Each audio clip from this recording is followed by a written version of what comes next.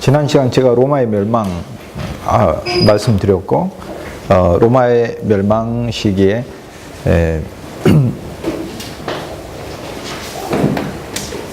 로마를 쳐들어왔던 야만족들에 대해서 말씀을 드렸습니다.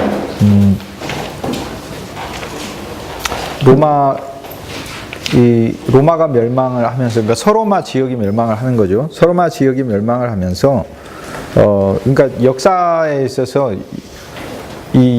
바로 요 서로마 지역의 멸망의 사실을 모르면은 중세 1000년의 역사를 전체를 모르게 돼버립니다. 왜냐하면 그 사건에서부터 시작을 하기 때문에 그렇습니까? 그 사건에서부터 우리가 이야기하는 고대 시대가 종말을 고했다, 이렇게 얘기를 하는 겁니다. 로마 제국 안에서는 헬레니즘 문화도, 알렉산더 대왕의 헬레니즘 문화 그대로 유지되어 있었잖아요.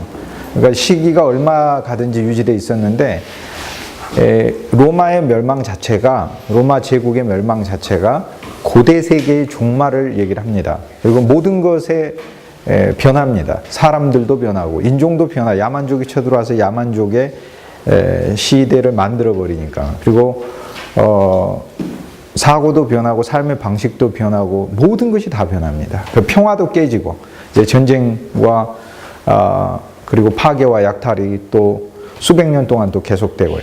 그래서 인류는 이제 그 시기를 암흑시대다, 이렇게 부른다고 했죠. 그래서 로마의 멸망에서 새롭게 중세는 시작을 하고, 그 로마의 멸망이라는 476년, AD 476년 로마의 멸망으로부터 이후 1000년간의 이야기가 우리가 중세라고 부르는 이야기입니다. 그러니까 이제 그런 점을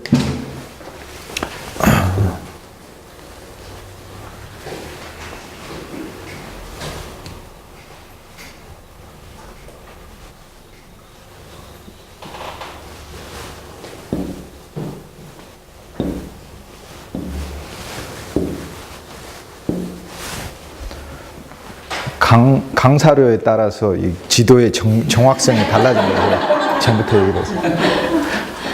강사료가 없는 강의는 그냥 막 그리는 경우도 있고, 돈을 너무 사랑하는지라, 이렇게. 농담입니다. 이게 이제 그 위대한 로마 제국은 이렇게 영원히 가지를 않고 이렇게 이제 멸망을 당하죠. 그런데 이제 로마가 멸망을 당하는 게 아니라 소로마하고 동로마하고 이렇게 나뉘어서 소로마가 멸망을 당하는 것이다, 이거를 기억을 하셔야 됩니다. 그리고 이게 476년에 이렇게 멸망당하는 것이다. AD 476년. 여기 이 연도를 기점으로 해서 사실상 고대 세계의 종말입니다. 그래서 이 소로마가 그럼 멸망을 당해서 멸망시킨 야만족들이 있을 거 아닙니까? 이 야만족들이 오늘날 이 서유럽의 주인공이 되는 것이죠. 그래서 앵글족이 여기 살다가 여기를 정복을 해서 여기가 앵글랜드가 돼버리는 것이고, 앵글랜드. 그러니까 앵글이라는 말이 쫓기다, 창으로 찌르다, 그런 얘기인데, 우리가 주변에 앵글족 살고 있으면은 생활하기가 참 힘듭니다. 볼 때마다 찔러대고, 말로 찔러대고, 여러 가지 방식, 어떻게 그런 사람이랑 살겠어요. 그런데 이 앵글족이 나중에 기독교 신앙을 수용을 해서 민족성 자체가 사실 정말로 많이 바뀝니다. 물론 우리는 이제 그 인간의 근본적 변화는 또 그 개인 안에서 일어나야 하지만, 국가도 하나의 개인입니다. 민족도 하나의 개인이고, 그래서 국가와 민족이 복음 안에서 이제 전체적 변화를 이뤄내서 오늘날 우리가 예를 들어 앵글랜드, 영국 사람들을 신사의 나라다, 신사도가 있다, 뭐 이렇게 부르는 것 자체가 이 AD 476년에 로마 제국 사람들은 경악을 금치 못할 여기, 그런 민족이 무슨 신사, 이거는 연결을 할 수가 없는 민족인 거예요. 그런데 그 오랜 시기 동안에 신앙의 한 개인뿐만 아니라 국가와 사회와 문화 안에서 이제 내재화돼서 어떤 한 민족성들을 이뤄가는 거죠. 그러니까 기독교 신앙이 야만족을 만나게 되었을 때 야만족 한 개인을 변화시키지만 야만족의 사회적인 분위기도 전체를 다 바꾸게 됩니다. 통치자가 신앙을 받아들이게 되면은 바로 이제 그 무모한 약탈을 금지하게 하는 거죠. 그리고 법치로 국가를 다스리게 되고, 그리고 그뿐만 아니라 이제 본인 스스로도 자기의 삶에 대한 어떤 절제가 들어가게 되고 합니다. 그리고는 사회 전체에 기독교 신앙적인 관점에 있어서의 어떤 법들을 만들어 나갑니다. 예를 들면은 우리가 이제 그 신사도 이게 신사의 나라 신사도잖아요. 신사도는 베이직한 겁니다. 사실 우리가 굉장히 이게 젠틀맨 같다 이렇게 할 때는 예절이 아주 바른 걸 이야기를 하는데, 이 기본적으로 중세에 있어서는 그건 표준적인 예절을 의미합니다. 표준적 예절이에요. 모든 사람이 다 가져야 될 예절입니다. 그러니까 이 신사도에서 못 미치는 것은 야만족인 것이죠. 그럼 신사도보다 하나 더 올라갔던 게 이제 중세에 우리가 문화가 발전하면서 기사도라는 것이 있습니다. 그 기사도라는 것이 바로 신사도보다도 하나 더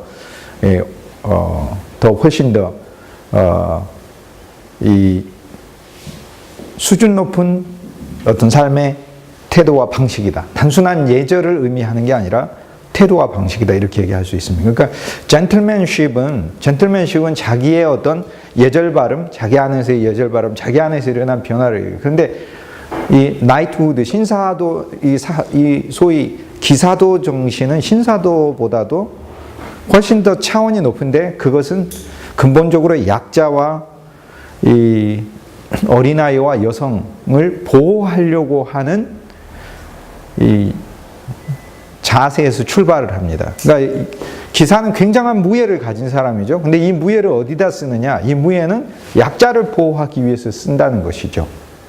그 전에 야만족이었을 때는 내가 엄청난 장수에, 그러면 이 무예는 어디에 쓰느냐? 약자를 약탈하기 위해서 썼는데, 그래서 이제 그 기사도 정신의 근본, 물론 이제 모든 기사들이 이거에 기본적으로 뭐 다 존경받을 만한 기사였다 이렇게 얘기할 수는 없는데, 반대로 다수의 기사들은 정말로 그 기사도 정신에 매여 있었습니다. 실제적으로 매여 있었어요. 그래서 우리가 중세 시대가 정말로 참으로 혼탁한 시대들을 거칠 때 중세가 장원, 봉건제도를 통해서 공동생활을 하는데, 그때의 그 기사들은 양아치나 깡패 같은 사람들이 아니고요. 정말로 외적에서 자기 목숨을 바쳐가지고 자기 부족을 보호하는 그런, 지금으로 하자면 치안대 같은 역할을 하는 그런 사람들이었어요. 수시로 이제 마을의 경계들을 순찰하면서 자기 구역 안에 있는 농민들이 강도떼내로부터 약탈을 당하는가 안 당하는가 하는 것을 지켜내기 위해서 기사들이 있는 겁니다. 그래서 기사들은 늘 말을 타고 그 영지들을 늘 순찰하고 다니면서 이 나무를 베거나 또 강에서 물고기를 잡거나 농사를 짓거나 하는 그 영지 안에 있는 자기의 백성들이 고통과 어려움을 겪지 않도록 이게 자기의 무력을 거기에 사용하는 것이죠.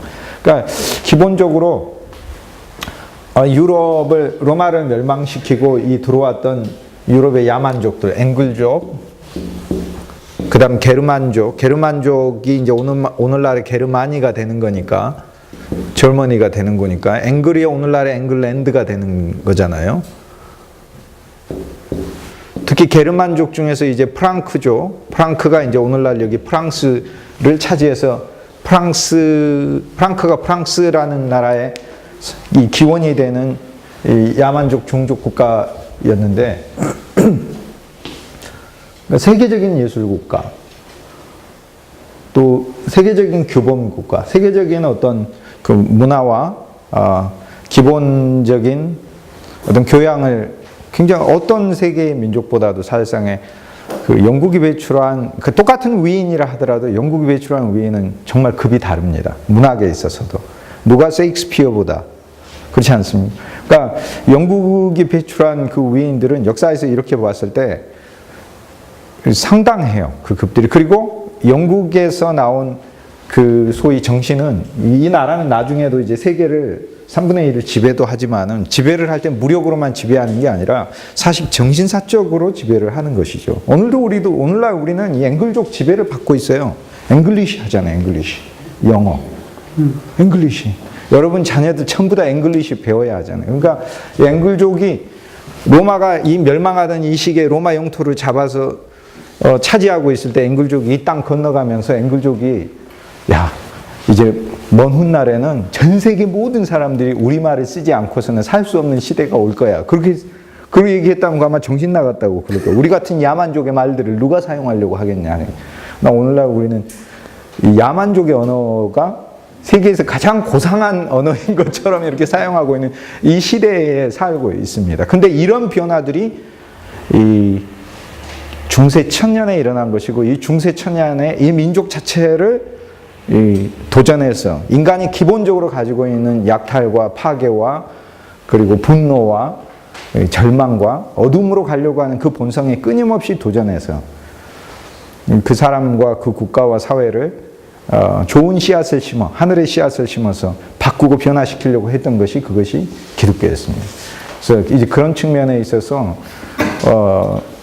제가 지난 시간 그리고 지지난 시간에 서양에 있는 아이들이 배우는 그 서양 역사에 있어서는 단순히 예를 들어서 초기 기독교에 대해서 정말로 자세하게 배우는 그것만 놀라운 게 아니라 퍼스펙티브를 명확하게 가르쳐요.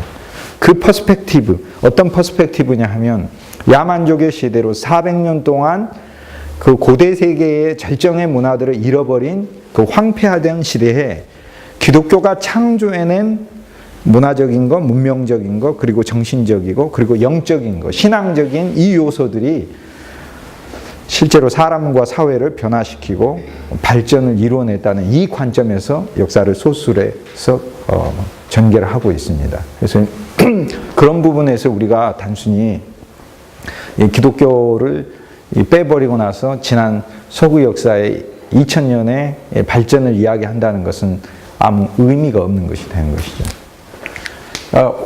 이 영국 옆에 있는 켈트족이 이 켈트족은 앵글족하고 좀 다릅니다. 켈트족은 그러니까 똑같은 잔인한 민족이어도 게르만은 잔인한 게 아니라 그냥 무법한 사람들이고 이 켈트족 같은 경우는 진짜 양아치 같은 사람들이고요.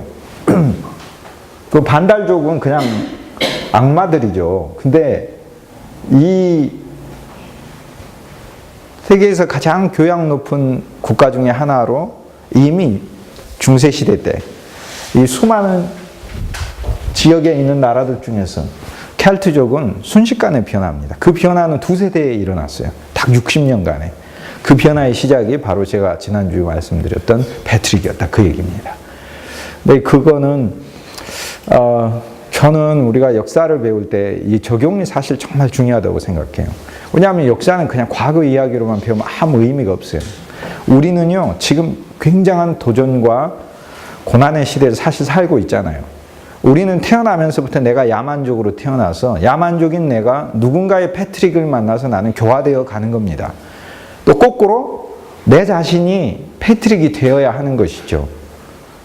그러니까 내 자신이 패트릭에 대해서 다른 게 야만족인 게 아니라 인간이 받아야 될 권리와 대우와 그리고 합당한 이 대접 바깥에서 살게 되는 그런 얼마나 많은 사람들이 있습니까? 우리가 살고 있는 사회 속에 그들의 삶을 이제 신체적인 것, 육체적인 것뿐만 아니라 정신적이고 그리고 영적인 부분까지 그들을 위로하고 격려하면서 어차피 하나님이 우리를 이 세상에 보낸 이 세상에서의 기간만큼 하나님이 우리 인간을 이 세상에 보낸 자기의 의미를 수행하고 살 수 있도록 그 사람을 지원해주고 지지해주는 이것이 패트릭이 한 일이라고 할 수 있는 것이죠. 그러니까 자기의 진정한 목적을 찾아서 자기는 이 세상에 약탈하러 온 존재가 아니고 우리는 근본적으로 태어날 때 약탈의 마음으로 태어나요. 창세기 2장이야. 창세기 3장이니까.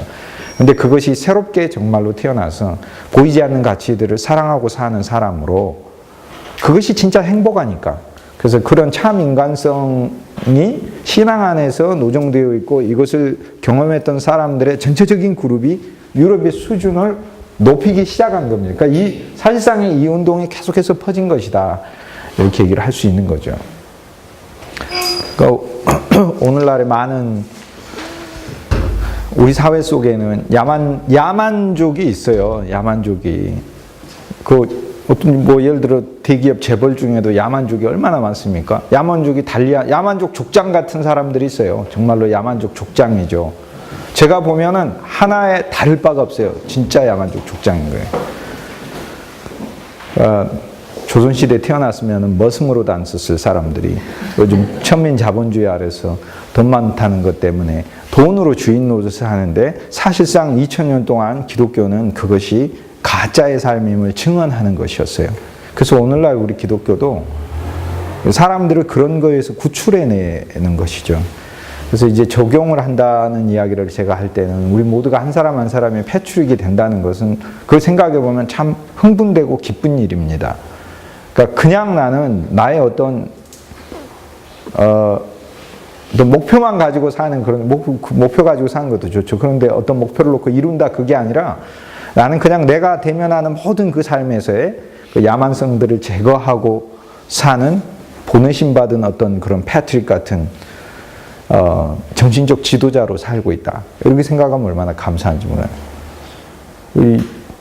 YMCA가 그런 기관 아닙니까? 패트릭이 세운 수도원과 같은 기관이잖아요. 그러니까 우리 개인 한 사람 한 사람이 할 수 있는 부분들은 그런 면에서 참 놀라운 것 같다, 이런 생각들을 해봅니다.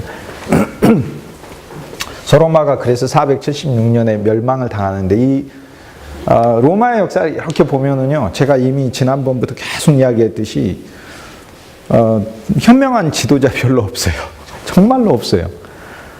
그 등장했던 수많은 그 황제들 중에서 정말로 현명한 지도자들이 없어요. 그러니까 200년대, 100년대에 5명의 오현제라고 부를 수 있는 그 황제들이 있었고, 그 오현제도 사실 상대적으로 오현제인 것이지, 그 한 사람 한 사람 개인의 삶을 들여다보면은 지금 현대식으로 이야기하면은 이 그 의문스러운, 그런 칭호를 얻기 의문스러운 부분들이 많습니다. 근데 워낙 뭐 그 이전에 그 말도 안 되는 사람들이 로마의 황제로서 있었기 때문에, 근데 저는 이게 로마사를 이렇게 보면서 정상적인 지도자들이 없는 것 같아요.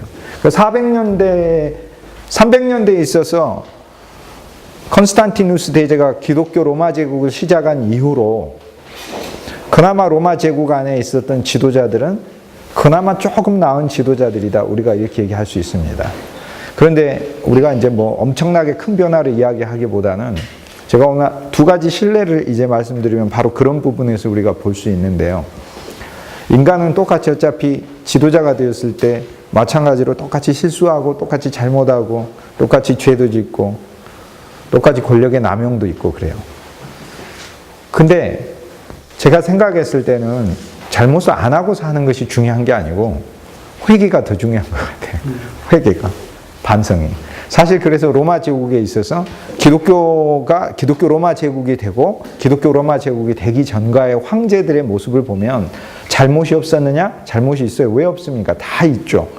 예를 들어 로마의 그 많은 황제들 중에서 대제라고 부르는 황제는 그 전체 역사에 있어서 3명 정도에 불과합니다. 컨스탄티누스 대제, 그 다음에 데오도시우스 대제, 유스티니아누스 대제, 500년대. 그러니까 예를 들면 컨스탄티누스,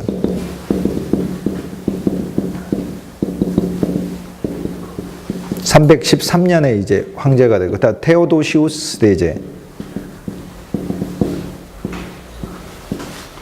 390년경에, 이제 380년이라 381년부터 황제가 됐고, 유스티니아누스 대제. 유스티니아누스는 이 소로마가 멸망당하고 남아있는 동로마의 황제였었죠. 527년부터 황제를 했고, AD. 이 세 사람이 대제의 이름을 갖습니다. 나머지는 대제가 아니라 그냥 황제들이거나 황제 그냥 뭐 직임만 가지고 있는 사실상의 양아치들이나 다름없다, 그렇게 얘기할 수 있습니다. 근데 이 황제들이 대제라는 칭호를 갖게 된 것은 그들이 단순히 위대한 업적을 가졌기 때문만은 아니에요. 그래서 사실 중세에 있어서 이제 대제의 이름을 부르는 것은 그들이 이전의 황제들과 보여주지 못한 어떤 그들만의 특별함이 있었기 때문에 그렇습니다.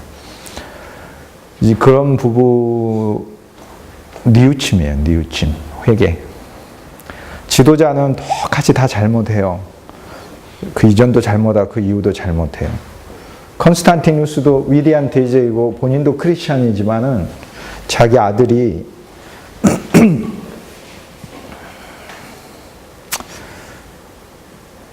자기 새로 얻은 부인과의 관계를 오해해가지고 나중에 아들도 죽이고 부인도 죽이고 다 죽입니다. 처형합니다. 관계를 오해해서. 그래서 이건 이제 이건 인륜으로서는 생각할 수 없는 짓을 저질렀다. 너희들이 이렇게 해서 처형이고. 근데 나중에 그 사실이 자기의 그 소위 이 오해에서 비롯되고 다른 사람들의 음모에 의해서 그 권력 다툼에서 그 아들들을 제거하려는 그 아들을 제거하려는 그 음모에서 비롯됐다는 사실을 알고 그는 소스라치게 괴로웠어요. 근데 그 괴로움만으로 그치는 게 아니라 진실로 반성하고 회개합니다. 그러니까 그 다음부터 그의 삶이 좀 바뀌기 시작해요. 통치하는 모습 자체에서도 바뀌기 시작합니다. 우리가 이제 로마사 멸망을 이렇게 보면서 저는 이 서로마가 476년에 마지막 황제 로뮬루스 12살짜리를 끝으로 해서 로마가 끝나면서 로마가 기억할 만한 정말로 그 어떤 정복했던 위대한 땅을 정복한 장군들은 많았지만 통치자로서 진실로 백성을 사랑하고 역사에 있어서 기릴 만한 존중받을 만한 그런 황제들은 드물었어요. 이러한 이제 현실이 중세에 또 많은 영향을 끼치게 됩니다. 왜냐하면 중세에 있어서는 이제 야만족들이 기독교 신앙을 받아들이게 되면서 이제는 본인들뿐만 아니라 국가적인 차원에 있어서 신국을 건설하려고 그래요. 하나님의 왕국을 이제 이 땅에다가 실제로 건설해 보려고 합니다.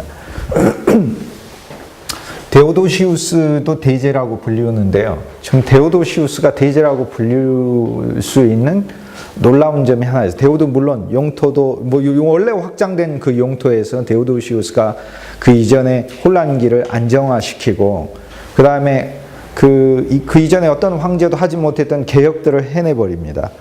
이교 사제들의 그 검은 카르텔, 거짓된 종교를 통해 가지고 이루어져 있는 그 부패의 검은 카르텔들을 과감히 끊어버려요. 그래서 로마 제국 전체에 있어서의 그릇된 사교들을 다 없애버리는 거죠.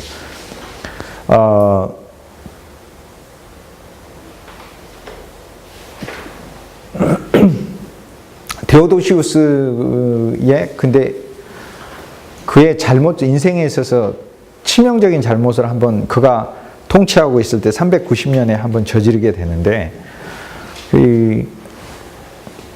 그리스 오늘날의 그 발칸반도죠. 그리스에 있는 여기 데살로니카에서 전차경주장에서 전차경주를 하다가 자기 응원하는 팀이 안 되고 그러면 이제 난동 부리고 그러잖아요. 그 사람들이 이제 난동 부리고 그러면은 뭐 오늘날도 뭐 이게 운동 응원하다가 관중들이 쏟아져 나와가지고 막 부수고 하고 그러듯이 그래서 그 한 번에 전차경주 열릴 때 한 번에 모여든 관중들은 적은 곳이 뭐 한 2만 3만 명 모이고 많이 모이면 15만까지도 막 모이고 그래요. 그러니까 이게 질서가 잘 안 지켜지는 경우도 많죠. 그리고 거기에 뭐 내기도 걸고 뭐 이러기 때문에 지거나 그리고 거기에 또 뭐 여러 가지 정상적인 페어플레이가 안 되고 뭐 속임을 당해가지고 돈을 날렸다든지 오늘날 경마해가지고 뭐 그렇게 하듯이 그러면 이제 큰 폭동이 일어났어요. 그래서 390년에 데살로니카에서 폭동이 일어났습니다. 폭동이 일어나가지고 서로 치받고 싸우고 하는 거예요. 그래서 황제가 이 군대를 파견을 해가지고 근데 그 소요가 일어나는데 그 소요를 일으킨 그 수천 명의 사람들이 막 다니면서 길을 다니면서 방화하고 다니고 남의 것들을 뺏고 다니고 하는 거예요. 그래서 황제가 군대를 즉시 투입을 해가지고 그 전차경주장 관중들을 구분하지를 않고 사실 다 처형을 해버렸어요. 다 역도라고 생각했어요. 그래서 수천 명이 죽었습니다. 수천 명이 죽었을 때 그 멀리 떨어져 있던 이 이탈리아 반도의 로마 위에 여기 밀라노가 있는데 이 밀라노의 주교 암브로시우스라는 주교가 있어요. 가장 존경받는 이 지역에서 가장 존경받는 감독인데 주교인데 신앙 성직자죠. 근데 그 소식을 듣고 이 암브로시우스는 이곳에서 영적으로 굉장히 존경받는 주교였기 때문에 데오도시우스 대제에게 이 서한을 보냅니다. 서한을 보내는데 그 서한 안에다가 엄청난 저주의 글들을 써서 보내요. 하나님이 당신을 황제로 임명을 했는데, 황제로 임명한 건 공정하게 법을 시행하라고 황제로 임명한 것이지, 그 무자비하게 정말로 죄인들을 가려내지 않고 그렇게 당신 처형을 했기 때문에 하나님은 당신에게 반드시 징계와 저주를 낼 것이다. 근데 하나님이 내리기 전까지 나는 모든 교회, 이제 그 암브로시우스 주교가 가지고 있는 그 신앙적인 영향력이 동로마 제국까지 연결되어 있었기 때문에 당신에 대한 모든 교회에 대해 당신은 교회당 안에 들어올 수도 없고 예배를 드릴 수도 없고 당신이 살인자로서 하나님께 예배하는 걸 하나님 좋아하시지 않는다 하면서 그 파문을 해버립니다. 파문을 할 때 데오도시우스가 와서 정말로 오랜 기간 동안 계속해서 사죄를 해요. 그 이제 암브로시우스가 하나를 요구를 합니다. 그 이제 회개 다음에는 변화가 하나가 있어야 되는데, 그럼 무엇을 변화로 놓겠느냐 하니까 로마에 있어서 굉장히 특이한 거 하나, 법을 하나 데오도시우스가 그때 만드는데, 황제라 할지라도 사형 언도를 내리고 나서 한 달 이내에는 그 사람을 처형하지 못하게끔 법을 만들어놔요. 왜냐하면 그 기간 동안에 더 자세한 조사를 통해 가지고 사람의 마음이 바뀔 수도 있고 그러니까. 그래서 즉각적인 처형에 대한 그걸 법을 바꿉니다. 이 사실을 통해서 볼 때 우리는 이 데오도시우스가 기독교 로마 제국이 된 이후에 기독교 신앙 안에 있는 황제들이 정말 달랐던 그 모습을 보여줬다는 사실을 알 수 있는. 그래서 사실상 대제의 칭호를 가질 수 있습니다. 그러니까 그의 삶에 실패나 잘못이 없는 게 전혀 아니고 엄청난 잘못도 있고 실패도 있고 그래요. 근데 회개가 있어요. 회개가. 오늘날 그 정치인들도 다, 뭐 저도 마찬가지고 다 우리는 잘못하고 잘못을 저지르고 그러는 거죠. 근데 중요한 건 회개죠. 진실한 회개. 황제들이 보여줬던 그 모습은 동로마 제국에 있어서는 더 뚜렷해요. 이제 서로마가 멸망당하고 나서 여기가 야만족 제국이 되고 나서 동로마 제국에 있어서는 동로마 황제들도 별반 다를 바 없었어요. 근데 동로마 황제들이 한 가지 재미있는 것은 뭐냐면, 황제 위에 이렇게 있다가 쿠데타가 일어나잖아요. 그러면은 그 쿠데타에 직접적으로 맞서서 이렇게 싸우기는 합니다. 근데 전세가 이제 내가 더 이상 뭐 이길 수 없다. 그럼 분리하면은 그냥 항복하고, 또는 붙잡혔을 경우에 처형하지를 않고 항상 그 직전에 황제를, 쿠데타를 일으킨 장군이 살해를 하기보다는 코를 베어버리고 그리고 수도사로 삼아버립니다. 수도사로 하라고 이제 길을 선택을 해요. 그래서 실제로 동로마 제국에 있는 많은 황제들은 정권을 잃게 되었을 때 수도사로 가는 전통이 세워지게 됩니다. 그리고 본인도 예를 들어 아들에게 합법적으로 물려줬을 때도 생애 마지막이 되면은 수도사가 됩니다. 근데 수도사가 되는 이유는 뭐냐면, 황제로 있으면은 아무래도 수많은 죄악을 저지를 수밖에 없잖아요. 그래서 그것을 일생 동안 하나님 앞에 회개하고 이것을 자기의 죄를 보속하기 위한 기간으로 씁니다. 그리고 코를 베어버리는 것은 그가 가지고 있던 그 고난이, 소위 교만, 코는 이제 코가 높다 이런 얘기는 어떤 교만의 상징이잖아요. 이게 코가, 인간의 코가. 그래서 그 이전에 왕들의 코를 베어버리고 수도원에 보내게 되는데, 그렇게 수도원에 들어가게 됐던 그 황제들은 자기가 코베임을 당했는데 실제적으로 수도사 생활에 잘 적응하고 일생을 그렇게 수도사로 마치는 경우도 많고, 어떤 사람은 나는 이게 도저히 견딜 수 없어서 정권을 다시 되찾아야지 하는 극히 드문 경우도 있고 그래요. 그래서 이 기독교 로마 제국이 되고 나서부터 서로마는 멸망당했지만 동로마 제국에 있어서의 황제들은 그 전통이, 재미있는 전통이 수도사가 되는 것이었습니다. 그래서 실제적으로 자기가 실각할 위기에 놓였을 때 불러서 전부 다 자기의 권한을 놓고 수도사가 됩니다. 이 야만족들이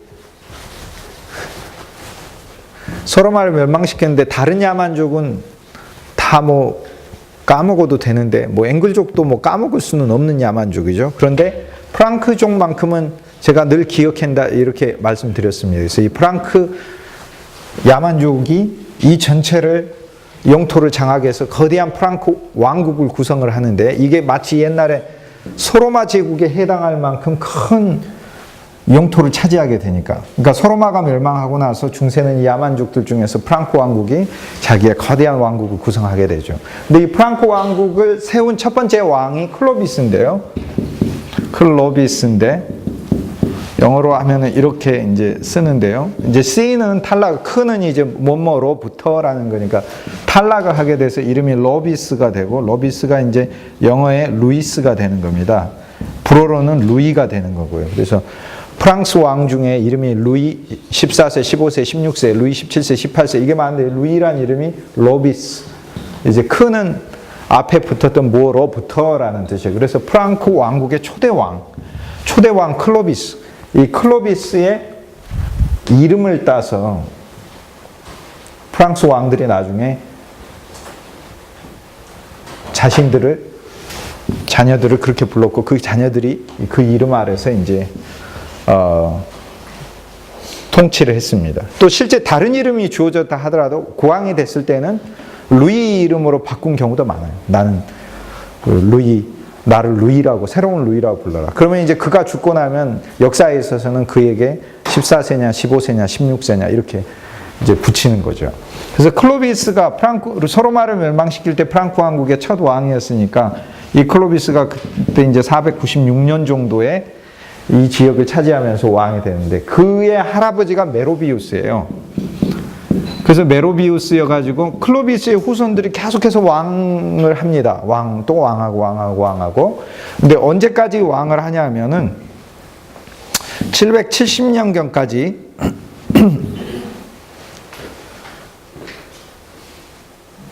연도 외우기 쉽게 750년대라고 하죠.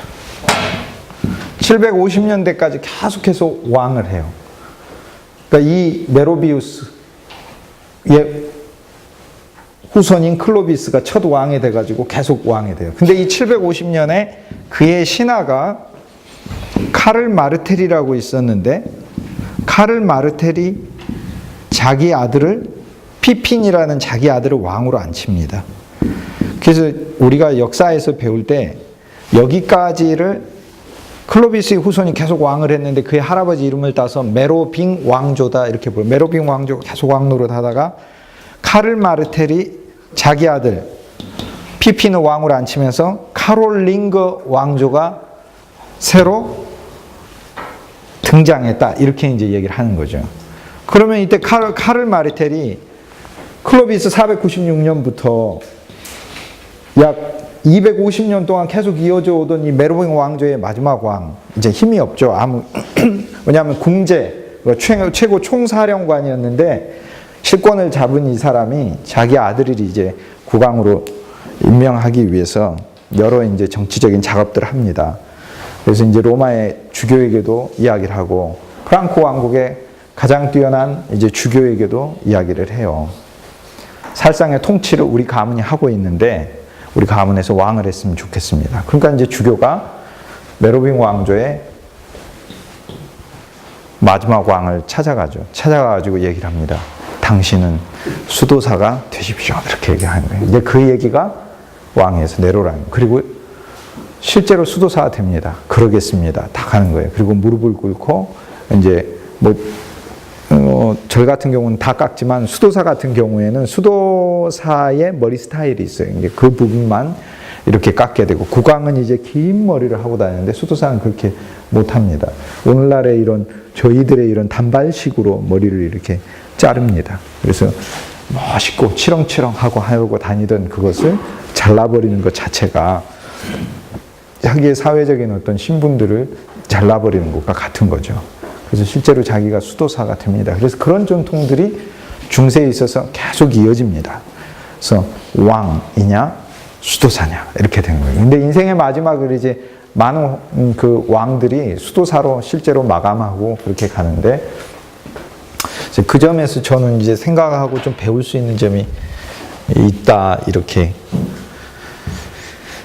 보고 있습니다.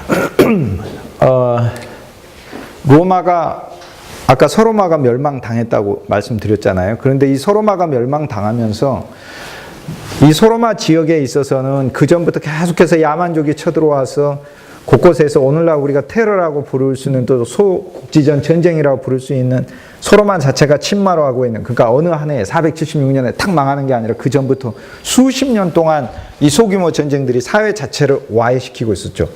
소로마 제국 자체를 와해시키고 있었죠. 근데 이때에 아까 암브로시우스라는 이 주교는 데오도시우스 황제로 굽혔는데, 그로부터 그와 비슷한 시기에, 그와 같은 시기에 여기 암브로시우스가 있었다면 여기에는 어거스틴이라는 인물이 있었어요. 아우구스티누스. 근데 이거를 이제 우리가 알아야 되는 이유가 뭐냐면, 예를 들어서 이런 거죠. 근대에 있어서 자본주의, 그 아담 스미스의 자본주의 이론이 어떤 거대한 국가와 사회의 경제적인 흐름에 축이 되었고, 또 칼 막스의 이론이 국가가 나아가는 어떤 여러 세계에 있는 많은 국가들의 어떤 기본적인 이념이 돼가지고 이렇게 갔듯이, 중세에 있어서도 중세 천년의 역사를 지배한 사상이 있습니다. 그 사상 중에서도 교회뿐만 아니라 사회까지 지대한 영향을 끼친 게 그게 바로 아우구스티누스, 어거스틴의 사상이에요. 그래서 그는 이제 우리가 그냥 쉽게 저는 386 세대다 그렇게 얘기를 해요. 왜냐하면 386년에 그 시기에 그의 인생이 이렇게 바뀌었기 때문에 그래요. 그전에는 학문을 좋아하고 살다가 이제 신자가 됐어요. 그 전에는 이제 그래서 이제 386 세대다 이렇게 보면, 올 태어난 거는 이제 354년에 태어나서 32살의 나이에 이제 개종을 하죠. 본래부터 이제 굉장히 뛰어난 그 문학적인, 철학적인, 수사학적인 재능을 가진 인물이었습니다. 그런데 우리 사람이 그런 사람들이 있어요. 문학적인 재능과 동시에 굉장히 그 육적인 본능까지 이렇게 좀 강한 사람들. 어거스틴이 좀 그런 사람이었어요. 그래서 젊었을 때 아주 많이 방탕하고 그랬습니다. 그래서 이미 10대에 결혼도 하지도 않으면서 여자를 두고 아이까지 두고 있었고 하는 그런 삶을 살고 있었어요. 근데 이제 그의 어머니는 신자였기 때문에 그의 어머니가 이제 그 아들의 그 빗나가는 그 모습을 보고, 저렇게 방탕한 삶을 살면 내 아들이 도대체 뭐가 될 것인가. 그 뭐 어느 사창가에서 술 마시다가 인생 버려버리지 않게 이렇게 보는 거죠. 근데 이 어거스틴은 아우구스티누스, 뭐 라틴어 이름은 아우구스티누스, 영어식 이름은 어거스틴인데, 본인이 이제 교사였기 때문에 당시 수사학을 로마에서 가르치면서 그걸로, 오늘 이제 선생님입니다. 학교 선생님. 그 선생님이 그의 직업이었어요. 우리식으로 하면 국어 선생님이었던 거죠. 국어 선생님. 수사학을 당시에는 이제 국어, 문학, 이게 국어와 문학이 합쳐진 게 이제 수사학이다 이렇게 얘기를 하는데, 수사학의 가장 큰 핵심은 설득인 거죠. 고대 세계에서는 수사학이 제일 중요합니다. 그냥 우리는 지금 어떤 범죄가 있었을 때 그 CSI 같은 그룹들이 어마어마한 증거들을 찾아가지고 과학적으로 증명하잖아요. 근데 고대 세계에는 무슨 지문을 알았습니까? 유전자를 알았습니까? 아니면 CCTV가 있었습니까? 없잖아요. 그러니까 오로지 사람의 목격자, 그 목격자의 증언, 진술, 그리고 사건에 대한 설명, 그리고 범죄자는 자기 자신에 대한 변호를 해야 되는데, 그러니까 사실 그 수사학이 쓰이는 영역이 어마어마했어요. 재판에서뿐만 아니라 오늘 우리가 이제 증거로 다 이야기하지만, 그때는 가장 큰 증거는 인간의 언어였습니다. 심지어는 그러면 거짓 증언을 하는 게 거짓을 알아내는 방법. 우리는 이제 거짓말 탐지기로서 거짓을 알아내는데, 사실 그 거짓말 탐지를 할 때 어떤 특정한 질문에 있어서 당신은 그 사람을 죽였습니까? 그럴 때 아닙니다. 뭐 그럴 때 이제 그 떨림들을 잡아내가지고 거짓말 탐지기 반응을 한다면, 수사학의 당시의 대가들은 당신은 그 사람을 죽였습니까? 했을 때 그 사람의 얼굴에 그 미세한 떨림까지도 판사가 이렇게 쳐다보고 있는 그런 부분. 그러니까 수사학이 사용되는 바가 많았죠. 그 다음에 정치적인 협상이라든지 정책을 입안할 때도 수사학이 필요했던 것이고, 그러니까 오늘날 사실 무슨 사실 그 선거도 마찬가지예요. 수사학의 대결이잖아요. 어떤 그 테마를 뭘로 뽑아가지고 사용하느냐. 그러니까 누구를 심판해 달라고 하는 거냐. 누구를 심판해 달라고 하는 말이 맞았느냐에 대한 거였잖아요. 실은. 그러니까 이게 어차피 수사를 끌어가지고 하는 건데 통치자를 심판하라는 거냐 아니면 통치자를 반대한 사람을 심판하라는 거냐 하는 이게 수사의 대결이죠. 수사의 대결. 그래서 어거스틴이 그거에 대한 가르치는 선생이었습니다. 근데 그 어거스틴 입장에선 자기 어머니가 크리스찬인데 성경을 계속 읽으라고 그러는데 어거스틴이 생각하는 성경은 수사학으로 빵점짜리 책인 거예요. 왜냐하면은 이거는 이 안에는 설득의 논리가 없어요. 그렇게 본 거예요. 어거스틴은. 설득의 논리가 어디 있어요? 그러니까 장사를 하는데도 물건을 팔기 위해 나는 설득의 논리가 있어야 되는데 그러니까 당시 그 수사학이 오늘날 수사학이 가르쳐지면 굉장히 참 좋습니다. 첫 강의에서 제가 기호학을 말씀드렸었는데 기호학하고 수사학하고 같이 배우게 되면은 우리 언어가 굉장히 풍성해져요. 이게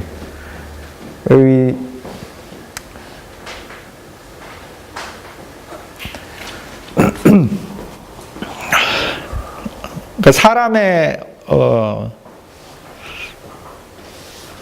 언어가 예를 들어 우리가 식당에 가서 어떤 식당에 가면 반찬 정말 작게 내오는 집이 있잖아요. 그죠? 정말 작게 얄밉기도 합니다. 근데 이게 이제 수사의 문제잖아요. 사장님 왜 이렇게 반찬 적게 주세요? 좀 많이 좀 주세요. 몇 번 집어먹으니까 없어요. 근데 이제 우리는 거기에서 이제 소위 수사학을 하게 되면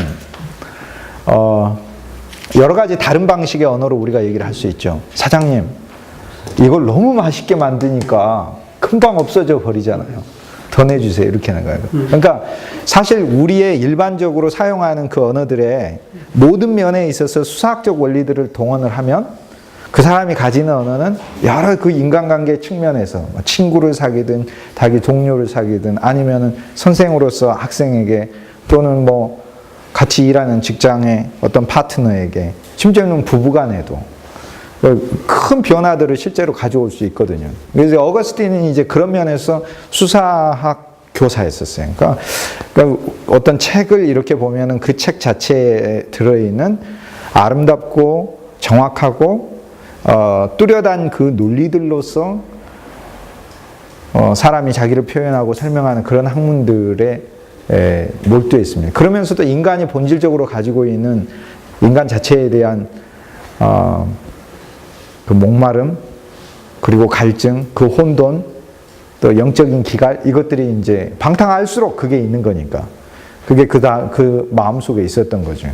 근데 어거스틴이 봤을 때는 자기 어머니가 성경 읽으라고 했지만은 그렇게 쫓아다니면서 나이가 30살을 먹었는데도 어머니가 계속해서 와가지고 그의 집에서 밥 해주면서 매일매일 아들에게 그 귀가 정말로 듣기 싫을 정도로 따가워서 듣기 싫을 정도로 아들에게 성경을 읽어라. 성경을 네가 신자가 되어라. 어거스틴이 봐서 성경은 빵점짜리 책이라는 거예요. 왜냐? 성경에 있는 언어는 수사학적인 언어가 아니다. 사람을 설득하는 언어가 아니다. 첫째. 두 번째, 성경의 언어는 아름다운 언어가 아니다. 많이 등장하는 단어가 자극적 단어가 많이 등장해요. 죽인다든지 이렇게 다 멸절할지니라 뭐 이런 거 죽인다든지 다 없애버리라든지 아니면은 뭐 재단에다가 다 이렇게 태워서 한다든지 아니면 피를 쏟는다든지 하는 거 전쟁하고 막 이러는 거. 그래서 이제 어거스틴이 그걸 안 믿게 되는데 근데 재밌는 게 이 어거스틴이 이 북아프리카 카르타고에서 교사 생활을 하다가 이제 내가 좀 더 학교 이전을 해야지 좀 더 좋은 학교에 가서 교사 생활을 해야겠다. 발령 비슷하게 신청을 해가지고 로마에서 이 학교를 시작을 했어요. 그래서 교사로서 로마에서 가르쳤어요. 근데 로마에서 가르쳤는데 여기는 시골 학생들이니까 아주 뭐 작은 시골은 아니지만 우리 시골 하면 천안급에 해당되고 여기는 아주 서울의 목동이나 강남 쪽에 해당되는 거잖아요. 로마니까. 학생들이 반질반질하고 말도 안 듣고 그가 어떤 교육계에 재미가 없는 거예요. 그나마 여기 아이들은 좀 순진하고 뭐 그러고 그랬는데. 그래서 이제 어거스틴이 이곳에서 교사 생활을 하다가 로마에 3대 도시가 있거든요. 여기 카르타고도 크지만 여기 로마도 크고 근데 그 다음으로 여기 큰 곳이 바로 그 다음 밀라노였습니다. 밀라노. 상업의 도시. 그러니까 로마는 정치의 도시였고, 정치적 수도였었고, 여기 밀라노에 그래서 어거스틴이 저 386년 바로 2년 전에 가요. 가가지고 여기 있는데 그 밀라노에 누가 있었냐? 바로 이 데오도시우스 황제에게 편지를 보내서 데오도시 황제를 무릎 꿇게 하고 한 걸음에 달려와서 자기의 죄를 용서해 달라고. 자기가 하나님 앞에 큰 죄인이라 내가 황제로서 어떻게 나의 이 잘못을 어떻게 해야 씻을 수 있는가. 자, 보십시오. 그가 서신을 보냈을 때 황제의 무릎을 꿇게 했다면 그야말로 수사하게 대가인 거죠. 그런데 이 암브로시우스는 이 성직자가 되기 전에 작은 도시의 시장이었어요. 로마에 있는 작은 도시의 시장이었었습니다.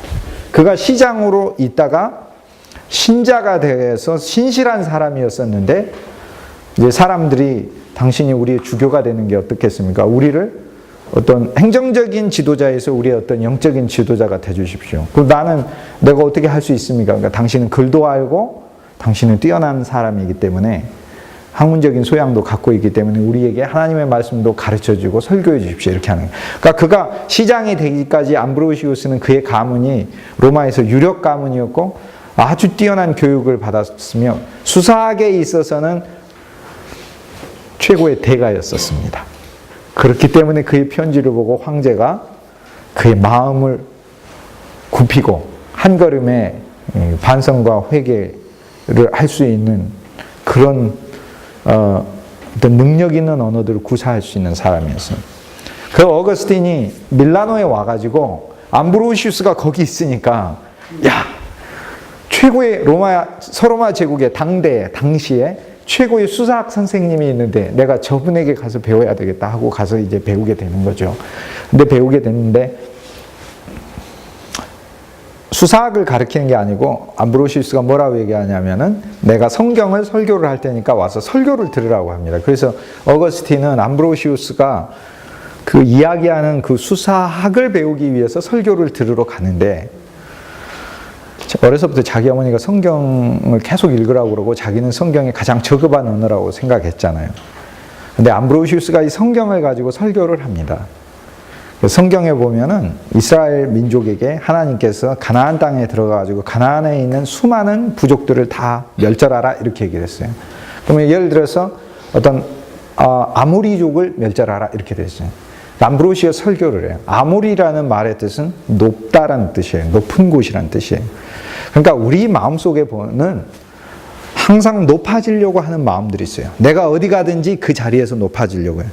내가 어느 회사에 가도 높아지려고 그러고 내가 학창시절에도 친구들 사이에서 높아지려고 그러고 그게 아모리족이에요. 그 아모리족이 내 안에서 살고 있는 거예요. 이 아모리족을 하나님은 없애는 걸 원하신다. 그 얘기를 하는 거예요. 그 설교를 하는 거예요.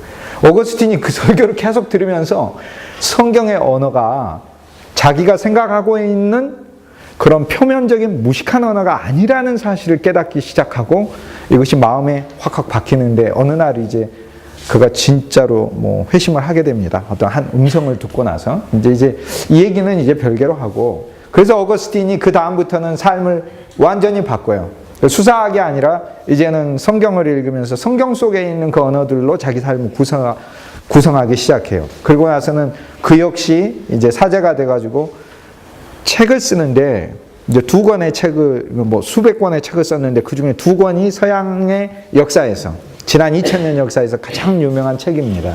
그래서 그거는 기본적으로 교양으로 알고 계셔야 돼요. 왜냐하면 지난주 제가 말씀드렸던 중학교 1학년 그 교과서에 어거스틴이 한 페이지로 따로 나오는데 어거스틴의 그 2책을 그 페이지에서 소개하고 있기 때문에 그렇습니다. 한 권은 뭐냐면 Confessions라고 불리는 책이에요. Confessions.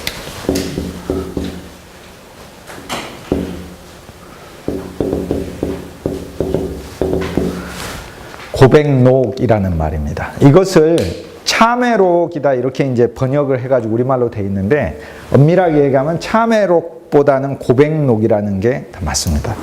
저건 고백록인데 이것은 지금까지 인류 역사에서 두껍기가 어느 정도 되냐면 우리 한 300페이지 정도 되는 분량의 두껍기거든요.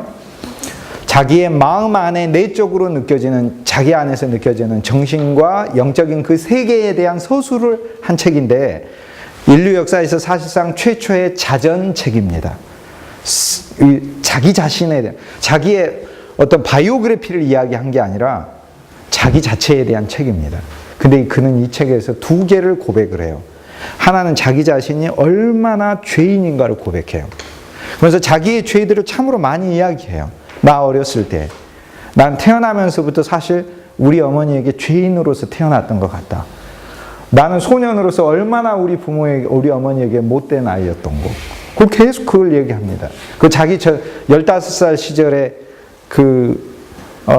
육체의 그 향락을 쫓아서 그 방탕하면서 살면서 심지어는 아들까지 낳고 그리고 거짓말하고 자기가 성장하면서 살았던 그게 잘못들에 대해 이야기를 해요. 근데 그 잘못들을 다 적는 게 아니라 이 책의 본질은 뭐냐면 내가 이런 많은 잘못을 했습니다가 아니라 존재 자체가 죄라고 고백을 해요. 존재 자체가.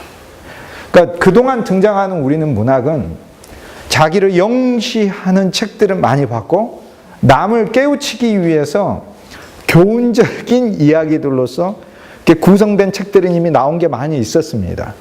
예를 들면 황제들이 썼던 명상록 같은 책들에 보면은 그 사람 자체가 어떻게 건강한 정신이나 지혜로운 사람으로서 살기 위한 어떤 금언이나 잠언들을 많이 두는 거죠. 예를 들어서 뭐 돈을 사랑하지 말고 또 뭐 잠을 많이 자지 말고 뭐 이런 식의 게 있는 것이죠. 어디에 가서나 너가 처해야 될 뭐 분량 이상의 만큼, 그러니까 그런 굉장히 수준 높은 이야기들이긴 한데 자기 자체를 다룬 책은 없어요. 근데 어거스틴이 이 고백록을 통해서 자기 자신을 정말로 적나라하게 하나님 앞에 얼마나 큰 죄인인가를 고백하고, 두 번째는 뭘 고백하냐면 그런 자기가 하나님에 의해 얼마나 수용되었는가, 하나님이 그런 자기를, 하나님을, 예수 그리스도를 믿는다는 이유 하나만으로 하나님이 자기를 의롭다 받아주고 그 사랑을 베풀어주고 한다는 것을, 그거로 고백을 합니다. 그래서 어거스틴의 이 고백은 사실상 무엇에 대한 고백이냐면 친구를 만난 것에 대한 고백입니다. 그러니까 자기는 인생을 혼자 살았다 이거예요. 그런데 386세대로 386년에 암브로시우스의 그의 가르침들을 듣고 나서 며칠 지나지 않아서 나는 갑자기 내 마음속에 일생 나와 함께하는 친구가 생겼다고 고백을 하는 거예요. 그 친구가 예수 그리스도라는. 근데 그 예수 그리스도는 단순히 내가 어떤 신앙과 종교의 대상으로서 믿는 예수 그리스도가 아니라 그 예수 그리스도가 가르쳤던 그 교훈과 그 삶 자체가 내 안에서 그분이 은혜로서 내가 그러한 삶을 살기를 바라신다는 것을 깨달은 것을, 그것을 고백을 합니다. 그러니까 이것이 그런 면에서 참으로 놀라운 게 됩니다. 근데 이것의 의미는 뭐냐면 이 이후로 중세의 많은 지도자들은 두 개를 해요. 고백록을 읽고 고백록을 씁니다. 고백록을 읽고 자기의 고백록을 씁니다. 우리가 페트라르카라든지 중세 위대한 문인들 같은 경우, 뭐 단테라 할지라도, 심지어는 왕들조차도 글을 모르면 글을 읽을 줄 아는 노예를 시켜서 이 고백록을 읽고 자기에 대한 고백록을 또 써나갑니다. 그럼 이건 단순한 오늘 무슨 일이 있었다, 어떤 인간이 정말 나서 화나게 했다, 내가 그냥 참았다, 내가 참아야지 그럼 누가 참냐 하는 그런 일기하고는 틀리는 거예요. 이게 그런 일기가 아닌 거예요. 그런 정도가 아닌 거예요. 왜냐하면 이 고백록이 가지고 있는 기본 그 전제 자체가 창세기 3장에 하나님을 거역했던 아담과 하와가 자기라는 것을 고백을 하는 거예요. 그래서 자기 안에 근본적으로 교만하고 거역하고 불순종하고 패역하고 악한 본성이 있음을 고백하는 거예요. 그런데 자기한테 친구가 생겼다는 거예요. 그 본성 자체를 이기게 하고 그런 자기에 대해서 정죄하는 게 아니라 그런 자기를 연약한 인간으로서 품어주면서 사랑과 은혜를 주는 친구가 있다. 그러니까 이 두 가지의 내용으로, 두 개의 고백으로 고백록이 이루어져 있는데, 이것이 바로 그 이후에 중세에 있어서 사실상 우리가 알고 있는 정말 이름난 사람들은 전부 다 이 고백록의 과정을 거쳐서 정신적이고 영적인 성숙을 이뤄냈습니다. 많은 왕들은 예를 들어 중세에서 가장 위대한 왕 중에 한 명이 샤를마뉴. 고백록 읽습니다. 고백록. 왜? 통치를 하다가 보면 어느새 교만해져 있죠. 뭐래요? 고백록을 읽는 거죠. 자기 내면이 얼마나 그릇되고 허탄해져 있는가를 발견하는 것이죠. 그리고 자기의 고백록을 떠사납니다. 그 다음 두 번째, 어거스틴이 썼던 또 하나의 책은 City of God이라는 책을 씁니다. 하나님의 도성이다 라는 책을 써요. 하나님의 도성. 근데 이 책은 야만족이 막 쳐들어와가지고 곳곳에서 전쟁이 막 일어나고 사람들이 죽어가고 그러잖아요. 그러니까 사실 어거스틴이 이미 그가 살아있던 시기에 그의 인격이나 그의 사상이나 또 그의 저술 자체가 서서히 잔잔하게 퍼지고 있었고, 그가 사망한 이후 한 세대 이내에는 사실상 어거스틴의 사상이 이 우리가 중세라고 부르는 이 천년의 기둥으로서 간주할 수 있을 만큼 서게 됩니다. 근데 이 하나님의 도성이다, 시티는 하나님의 도성, 또는 한문으로 해서 신궁론이다, 뭐 이런 식으로 번역으로 우리말로 번역된 그런 책이 있는데, 하나님의 도성이 좋은 것 같아요. 이거는 이제 그 로마 사람들이 어거스틴한테 와서 묻습니다. 그 옛날 그 이교를 믿던 로마가, 주피터를, 미너르바, 주노를 믿던 로마가 예수 그리스도를 믿게 됐는데 왜 갑자기 야만족들이 쳐들어와가지고 이렇게 로마가 망하냐? 이렇게 물어본 거예요. 그래서 어거스틴이 이걸 곰곰이 생각해서 뭐 한 번에 할 답이 아니니까. 그래서 사실상 이거에 대한 변증으로 쓴 책입니다. 그래서 하나님의 도성이에요. 근데 이 책은 사실상 뭘 이야기하냐면 하나님의 도성이라는 건 지상의 왕국과 다른 것을 이야기를 해요. 그래서 하나님의 왕국의 세 차원을 이야기를 하는데, 첫 번째 차원은 우리가 살고 있는 삶에 하나님 나라의 씨앗이, 하나님의 왕국의 씨앗이 있는 거예요. 하나님의 왕국의 씨앗이 지금 살고 있는 세상에, 이것을 후대 왕들은 실제 적용을 하게 되는데, 예를 들어서 이제 프랑크족의 왕들이 클로비스 이후로 국왕이 됐습니다. 개인적으로는 컨페션을 읽고 자기를 들여다봅니다. 국가를 통치할 때는 이 국가는 뭐가 돼야 되는 거예요? 하나님의 도성이 돼야 되는 거예요. 그러니까 하나님의 도성이 되기 위해, 예를 들면은 뭐 마을마다 교회를 세우고 학교를 세우고 아이들에게 반드시 십계명을 가르치게 하고, 그건 종교적인 것이 아니에요. 거기에 보면 내 부모를 공경하라 이렇게 되어 있으니까, 내 부모를 공경하라. 공경하면 하나님께서 내가 사는 땅에서 잘되고 장수하리라 이렇게 됐어요. 내가 사는 땅에서. 그거는 이제 공자님 말씀에도 있는 것 같은데, 근데 약간 다릅니다. 어떻게 다르냐면, 유교에서는 순종을 이야기를 하는데요, 기독교 신앙에서는 존경을 의미를 해요. 존경. 존경하라는 거예요. 그러니까 육아에 있어서는 순종이죠. 복종하는 거죠. 명령. 근데 기독교 신앙에 하나님이 우리에게 말씀하시는 것의 근본적인 본질은 존경에 있어요. honor, 공경이에요. 근데 그 단어가 구약의 중반부에 가면 하나님께 사용되는 단어하고 같은 단어를 써요. 그러니까 자녀가 내가 하나님을 믿는다, 하나님을 공경하고 하나님을 공경한다 할 때 그 공경과 부모님을 공경할 때 그 공경에 사실상 같은 단어를 사용을 해요. 이것이 그러니까 쉽게 얘기해서 자식은 부모님을 보이는 하나님처럼 존경하라는 거예요. 근데 우리들의 습성은 존경할 거리를 찾아서 존경하는 거잖아요. 그렇잖아요. 아버지가 아버지다워야 뭐 아버지를 존경하지. 맨날 술 마시고 막 하고 그러는데 뭔 존경. 그래서 사실 저도 어렸을 때 그것을 조건을 찾아서 존경하라는 이야기로 알아들었어요. 그런데 성경을 보니까 그게 아니더라고요. 조건과 상관없이 내가 해야 될 부분이더라고요. 내가 해야 될 부분이더라고요. 그리고 이제 십계명에 보면은 내 부모를 공경하라가 5번째 계명이잖아요. 근데 10계명을 둘로 나눌 때 1계명에서 4계명을 하나님 계명, 그 다음에 5계명에서 10계명까지를 사람에 대한 계명이 이렇게 하는데, 사실상 엄밀히 이야기하면 그 여호와 하나님으로 계명을 나누는 거예요. 그래서 앞에가 5개고 뒤에가 5개예요. 쉽게 얘기해서 앞에 5개는 여호와 하나님이라는 내 주 여호와 하나님이라는 게 등장합니다. 5개까지가. 뒤에는 그냥 있어요. 그냥 거짓 증거하지 말라 이렇게 되지. 내 여호와 하나님이 말하노니 거짓 증거 이렇게 돼 있지 않습니다.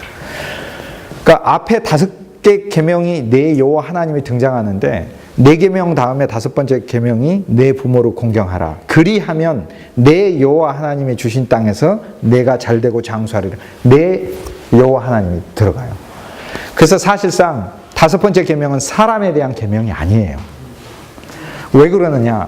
성경에 보면 이제 누가복음에 보면은 그 예수님의 족보가 나오는데 예수님으로부터 시작해서 그 아버지 요셉으로 해가지고 쭉 올라가죠. 다윗 왕으로 올라가고 다윗에서 그 위로 오라면 아브라함으로 올라가고 아브라함에서 그 아버지 데라로 나홀로 수룩으로 벨렉 에벨 뭐 계속 올라가지고 아르박삿 셈까지 올라가죠. 그 다음에 셈에서 더 올라가서 라멕의 무드셀라의 에녹의 게난의 마할랄렐의 에노스의 아담까지 올라가잖아요. 셋의 아담까지. 그래서 아담까지 족보가 있는데 사실상 부모에 대한 기원을 성경은 하나님이라고 얘기를 합니다. 그래서 부모 공경이 하나님 공경이고 하나님 공경이 부모 공경이에요. 이것이 동일한 걸로 사실 성경은 이야기를 해요. 그래서 하나님께서는 부모에 대한 거역한 것을 하나님께 대한 거역으로 보는 거예요. 그래서 중세에 있어서 10계명을 가르친다는 것은 단순히 종교적 계명만을 의미하는 것은 아닙니다. 그 안에 들어있는 기독교 신앙의 전체적인 프레임까지도 그 사회 속에 심으려고 하는 거죠. 그러니까 국왕이 통치를 하면서 신의 도성을 읽어요. 이건 개인적으로 읽고 이건 전체적으로 읽어요. 그래서 내가 살고 있는 세상이 진짜 하나님의 왕국이 되도록 바뀌어야 된다고 생각하는 거예요. 바뀌어야 된다고. 이게 하나님의 왕국의 첫 번째 면이고 어거스틴이 이야기하는 하나님의 왕국의 두 번째 면이 있습니다. 그것은 이 지상 왕국과는 별개로 하나님의 왕국이 또 심겨져 있어요. 같이 가요. 병행해서. 이것이 한층 더 깊은 하나님의 왕국이에요. 그러니까 우리는 예를 들면 이렇게 얘기할 수 있습니다. 우리 가정이 또는 우리가 일하고 있는 이 어떤 일터가 하나님의 왕국이에요. 이 하나님의 왕국이 되고 지옥이 되지 않고 가정이 지옥이 되지 않고 하나님의 왕국, 하나님의 가정이 되기 위해서는 그 가정 자체가 바뀌고 변화되는 건데 그게 하나님의 왕국의 첫 번째 면이고 어거스틴이 말하는 그 두 번째 면은 그것과는 또 별개로 그 안에 씨앗으로 심겨져 있는 하나님의 왕국의 실제가 들어있는 거예요. 그러니까 이거는 이제 우리가 살고 있는 거에서 단순히 우리가 살고 있는 세상을 바꾸자는 것에만 있는 게 아니라 어거스틴이 진짜 하고 싶었던 얘기는 뭐냐면 이 로마에 있는 사람이 다 신자가 된다 할지라도 뭐 한 명도 빠짐없이 다 신자가 된다 할지라도 외연에 있어서만 하나님의 왕국의 삶을 사는 것이지 그것과는 전혀 별개로 하나님의 왕국은 또 그 안에 보이지 않는 비가시적 실제로서 존재하고 있다는 거예요. 그러니까 지상의 왕국은 멸망해도 그 보이지 않는 왕국이 진짜 하나님의 왕국이기 때문에 하나님의 왕국은 계속 간다 하는 겁니다. 그럼 이건 도대체 왜 얘기했느냐?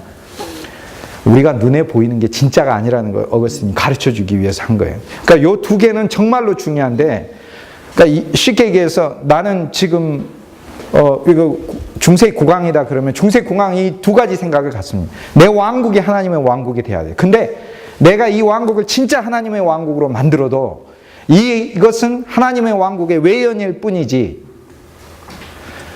내 왕국과는 별개로 이 사이에 진짜 하나님의 왕국에 보이지 않는 씨앗이 숨겨져 있다고 어거스틴은 가르쳤기 때문에 눈에 보이는 것에 그렇게까지 자기가 이야기할 수 있는 어떤 지대한 어떤 자기가 성취한 것에 대한 그 공상에 가까울 정도로의 어떤 그 백성들을 기만해서 홍보하거나 그렇게 유도하거나 하는 일이 없습니다.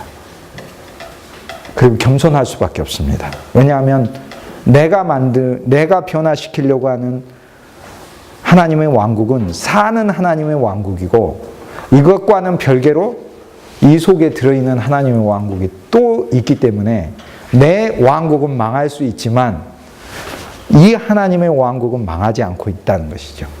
그렇다면 눈에 보이는 이 왕국은 하나님의 왕국의 모형으로서 그 속에 실제 들어있는 그 왕국의 성격을 구현해 나가는 하나의 현장일 뿐인 거예요. 그러니까 이제 이거를 우리가 이제 적용을 하면 사람이 착각을 안 할 수 있습니다. 사람이 예를 들어서 어떤 일을 하잖아요. 내가 어떤 봉사를 한다. 하나님 일이죠. 근데 진짜 하나님의 일은 그 봉사하고 별개로 따로 그 속에 들어있어요. 따로 들어있어요. 그러니까 우리 사회는 우리가 하나님의 왕국으로 바꿔간다고 이렇게 생각을 하잖아요. 많은 사람들이 우리가 살고 있는 세상을.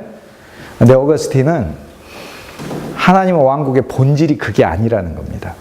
우리가 지금 살고 있는 세상과는 전혀 별개의 하나님의 왕국이 지금 현재 이 사회 속에 보이지 않는 씨앗으로서 자라나고 있다는 거예요. 그렇다면 우리는 두 가지 일에 연루된 사람입니다. 엄밀히 하면 세 가지죠. 하나는 지상왕국, 또 두 번째는 이 지상왕국을 하나님의 왕국으로 바꾸는 일, 세 번째는 이것이 실제가 아니라 이것은 그 실제의 거울이기 때문에 보이지 않는 하나님의 왕국이 따로 있다는 거죠. 그래서 어거스틴은 여기에 또 하나를 얘기하는데, 이 하나님의 왕국의 완성은 우리가 죽고 나서 누리는 왕국을 얘기를 합니다. 근데 오늘날 이제 우리가 이거를 적용하면 내가 하는 일에 대해 착각하지 않을 수 있습니다. 내가 하는 일이 반드시 내가 이 세계를 하나님의 왕국으로 반드시 바꿔야 되겠다. 또는 어떤 통치자가 자기가 하는 일들이 마치 잠깐의 변화를 이뤄냈는데 그 변화가 엄청나게 대단한 인류 역사에 크나큰 변화를 이뤄낸 것처럼, 그게 아니라는 거죠. 어거스틴 이야기하는 인간 세계의 유한성에 대해서 이야기를 하는 겁니다. 그런데 그 인간 세계 자체가 우리 사회 속에는 이게 심겨져 있다는 거죠. 하나님의 왕국은. 그러니까 저는 사실 세 가지 삶을 그렇게 살고 있는 거죠. 지금 그냥 이렇게 땅의 삶. 또 두 번째는 이 땅의 삶을 하나님의 왕국의 삶으로 살고자 하는 삶. 세 번째는 보이지 않는 하나님의 왕국 안에 지금 살고 있는 삶이 있죠. 이게 어거스틴이 하고자 하는 얘기.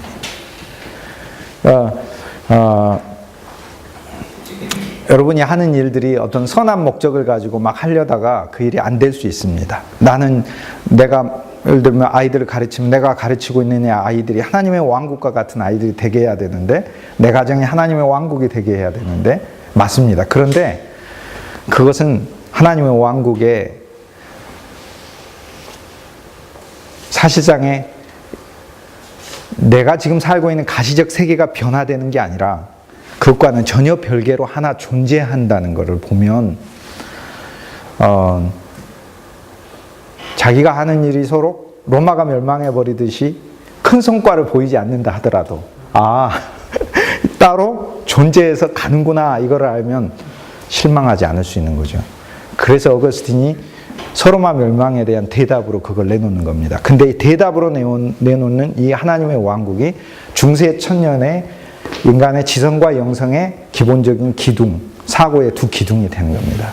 그래서 국왕은 통치를 할 때 자기가 살고 있는 이 왕국을 하나님의 왕국으로 바꾸는 일을 하려고 하고, 두 번째, 하나님의 왕국의 실제는 사실 내 왕국과는 별개로 있다는 사실을 알므로 또다시 하나님 앞에 겸손해질 수 있는 거죠.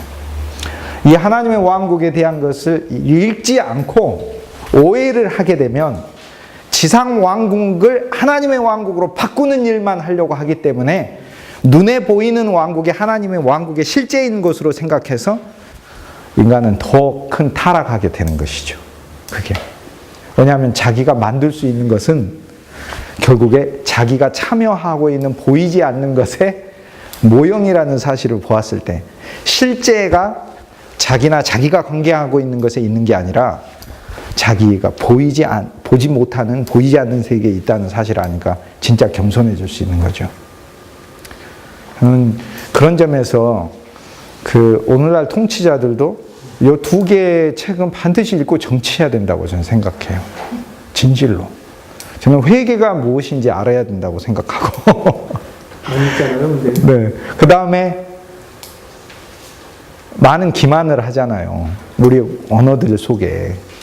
지금 자체 우리가 이상사회 유토피아를 우리 힘으로 만들 수 있는 것처럼. 그런데 이 이상사회를 유토피아로 만들어야 하는 것도 우리에게 주어진 거지만 이것이 눈에 보이지 않는 별개의 세계가 또 우리 사회 속에서 있고 이것이야말로 이게 영원한 세계라는 것을 보면 지금 현실적으로 눈앞에 있는 것을 잡느냐 안 잡느냐 이게 중요한 문제가 아니게 되겠죠.